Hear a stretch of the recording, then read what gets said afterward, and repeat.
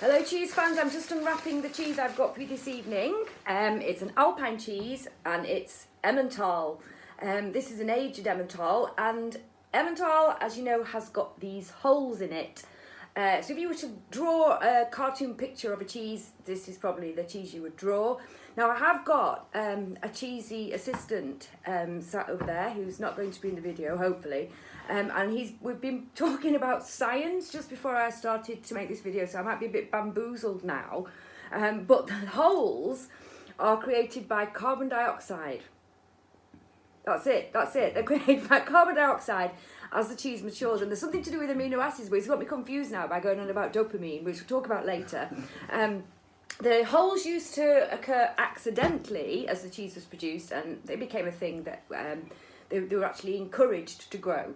So some of you will probably know this as Swiss cheese. It's often called Swiss cheese, and although it is produced in Switzerland, it doesn't have a PDO. There is a cheese called Emmentaler, which has some sort of protected status, and it has to be produced in the Emmental region.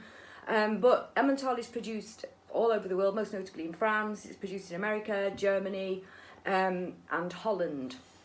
So you can make Emmental anywhere. It's not the only Swiss cheese either. Other Swiss cheeses include things like Kaltbach and Gruyere. It's a great melty cheese, which is why it's often used in fondues, and you can replace raclette with it under a raclette grill, but don't tell the French. It pairs well with fruit, so I've got some apples here, and I've got these two chutneys. So this one is a garlic pickle. Now this came from the Whitby Deli in Whitby. It's a really, really nice pickle. It's got like a sort of curry flavour to it. And then this is a fig compote, which often goes with cheese. Both of these will go with this, but I've had this cheese before. So as you know, cheese is seasonal, and the taste of the cheese comes from what the cows are eating. So an Emmental produced in the summer would have a more yellow colour to it, and it would have lots of taste of flowers and grass and foliage, whereas something produced in the winter where the cows are eating hay will have sort of more hay flavours and be of a whiter colour. And this one is obviously a winter cheese, because I've had this same cheese before from the same producer a few months ago, and it was completely different. Only completely different in the way Chanel No. 5 and Chanel No. 5 Low are different, different but similar. But this has got lots of straw, very dry, lots of kind of plastic, tobacco, those kind of flavours, as opposed to the summery one I had, which was a lot sweeter.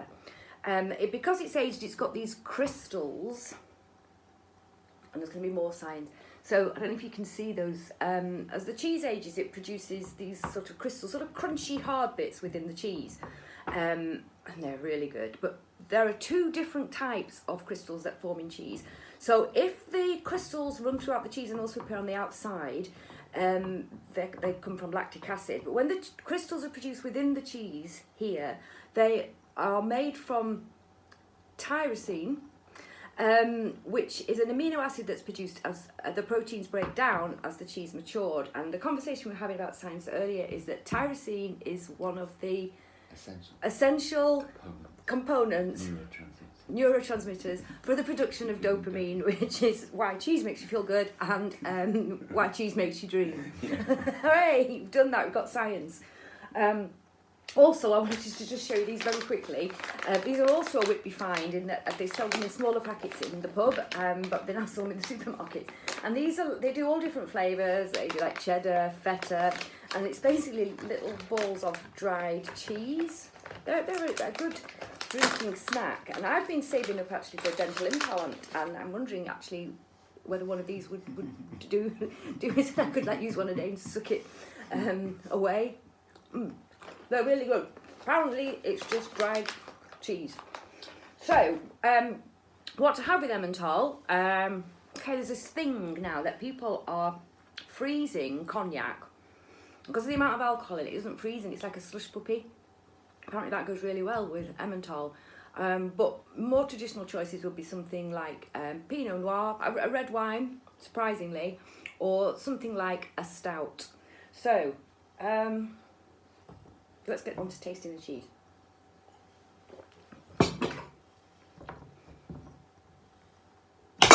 oops. This is like up to 14 months old, aged. There you go, give it a try. And you can even smell the straw straight away.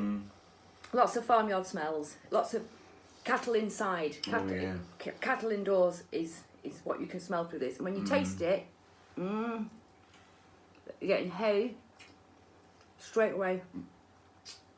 A little bit of histamine there. Surprisingly strong, isn't it? It's really strong. The last one I had, as I said, it was the same but different. It does have a reputation of being a rubbery cheese, and you can sometimes buy it sliced, ready sliced, and they put it in sandwiches with like cooked meats like ham, pork. It tastes of grains. Grains, yeah. Really sort of autumny farmyard smell. So of these two relishes, this one went with the younger cheese better. I found the fig goes with this really well. Can my cheese assistant take the lid off the fig? This is a bit of a disaster. We've been drinking. Thank you. So, and fig has kind of got a dry sweetness. There you go. Which really complements this sort of hay flavoured cheese. That's really good. This is a sort of, like I say, a curryish spicy pickle. It goes really nice with the sweeter, younger cheese. So, give it a try. All these mature cheeses or these aged cheeses start to develop the crystals. They're not a flaw. They give a little bit of fizz and a little bit of crunch to the cheese. I'll be back soon because I've got another cheese in the fridge that I have promised before. So I hope you've enjoyed this video, and I'll speak to you soon.